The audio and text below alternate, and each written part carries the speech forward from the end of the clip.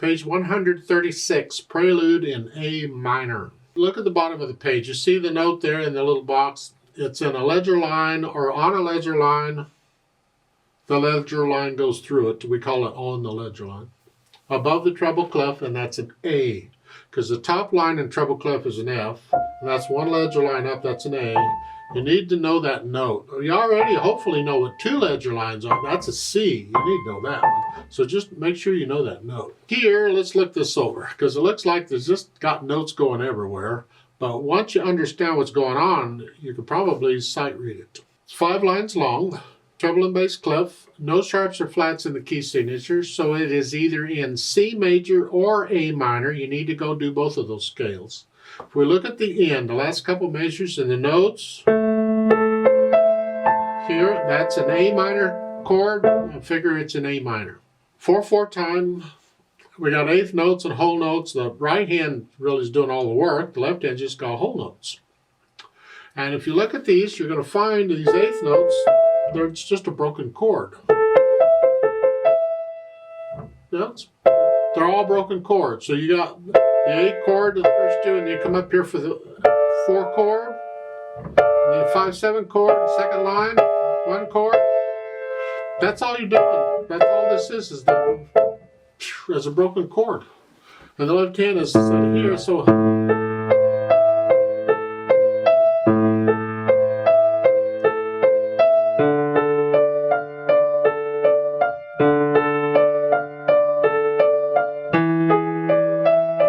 you don't want a finger up here, you gotta do that. Depends on how big your hands are. Now, third line, last measure, you get a treble clef in the bottom staff. You see that? They can do that kind. They can change clef signs anywhere. In the middle of a measure or anywhere they want to. So now you got 1 beat rest to come up here. Use thumb on that because your right hand's here and they get in the way and they fight and they don't get along. So just use the thumb.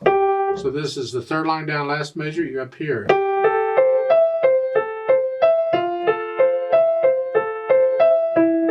the idea?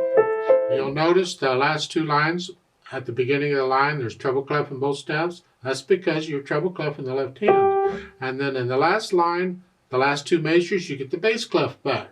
The left hand, you're fingering here, and then the second measure in the last line, you want thumb on that. You have 2 E's there. We can do that. This way you're in position for the A, because the bass clef come back here. So the last line, you're here.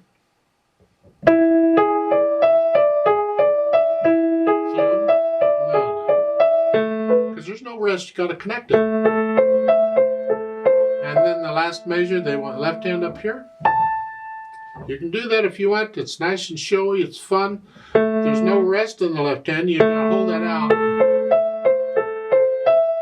if you want. Or, if you'd like, play that last note with the right hand.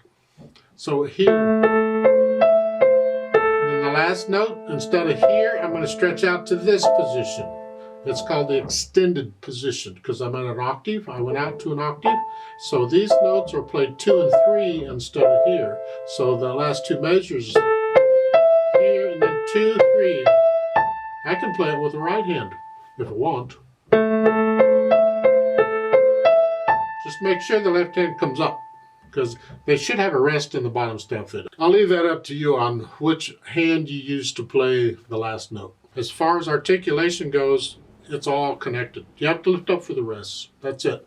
Otherwise, you connect everything. Dynamics go mostly to the right hand, but because you only have whole notes for the most part in the left hand, you can probably play them both about the same. Sort of soft, whatever it is.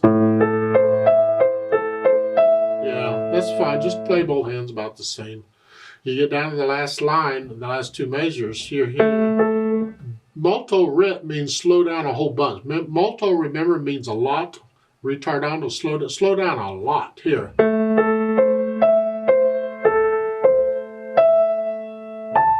Here. A lot. Sure, okay. That's what they want, I don't know. This is on the soft side. As far as the speed goes, it's the overall feel of it. We don't want it to be fast. don't want it to be slow. It drags. It's got to be somewhere in the middle. It's flow.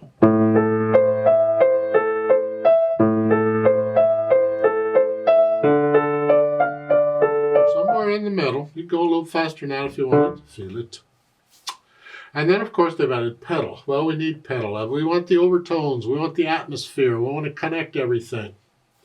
And they're pedaling it, overlapping pedal. So the notes go down first and then the pedal. And when I change the pedal, it's after I play the notes.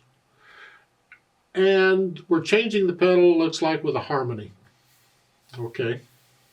Each time the chord changes, we change the pedal. Because we don't want to mix these chords together.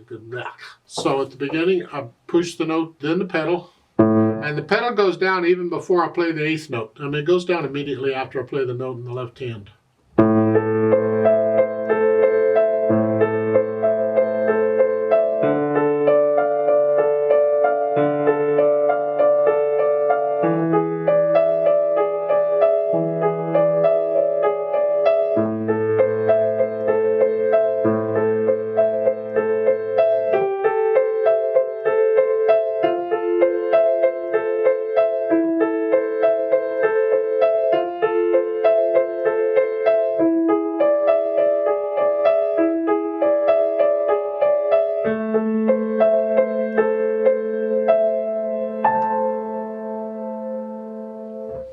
Now they're showing a change pedal at the bottom. The last line, the first two measures.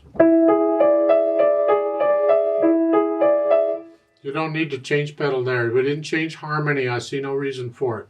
I think that's an error. Just leave the pedal down all the way through until you change the harmony.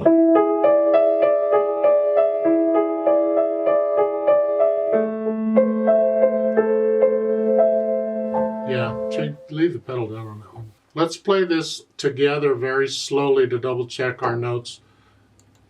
Don't really think it's a problem because you're just playing broken chords, but we'll do it anyway. I'll give us 4 counts. 1 and 2 and ready and go and 1.